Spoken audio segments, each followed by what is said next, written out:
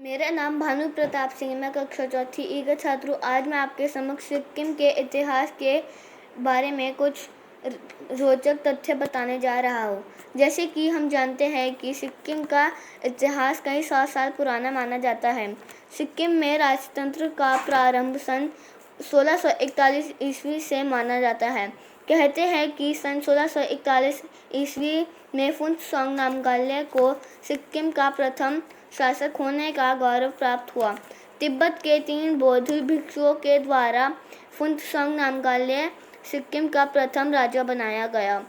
इस प्रकार नामग्याल राजवंश ने 300 साल से भी ज़्यादा दिनों तक सिक्किम पर राज किया। कहते हैं कि जब बौद्ध भिक्षुओं ने राजा ग्याल्य को नियुक्त किया था। गंगटोक इस प्रकार प्रदेश की राजधानी है। सिक्किम की समुद्र तल से ऊंचाई करीब 200 मीटर से लेकर 8,500 मीटर तक है। पहले यहाँ राजाओं का शासन था, लेकिन 1975 ईस्वी में एक संधि के तहत सिक्किम का भारत में विलय हुआ। हिमालय की तराई में बसा सिक्किम भारत का 22वां राज्य है। अपने अद्भुत प्राकृतिक सुंदरता के कारण सिक्किम का इतिहास बहुत ही धनी है। इस कारण इसकी गिनती भारत के अद्भुत राज्य में की जाती है।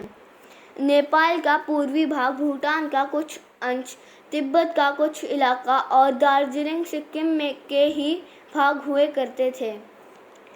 बाद में सन 1861 ईस्वी में अंग्रेजी सरकार और सिक्किम के राजा के बीच संधि हुई।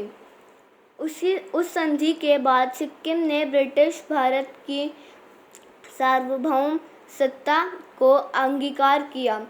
भारत का खूबसूरत राज्य सिक्किम का इतिहास जितना रोचक है, उतनी ही सिक्किम की संस्कृति भी दिलचस्प है। क्षेत्रफल के नज़रिए से देखें तो सिक्किम भारत का दूसरा सबसे छोटा राज्य है। विश्व की तीसरी सबसे ऊंची चोटी कंचनजंगा सिक्किम में ही स्थित है। सिक्किम में ज़्यादातर नेपाली भाषा बोली जाती है। भारत के ठोस कदम के कारण ही सिक्किम भारत का अभिन्न अंग है। हालांकि सिक्किम के भारत में विलय का चीन और नेपाल ने विरोध किया, लेकिन बाद में दोनों देशों को भारत का फैसला मानना पड़ा। इस तरह सिक्किम का इतिहास बेहद रोचक और अद्भुत है। धन्यवाद।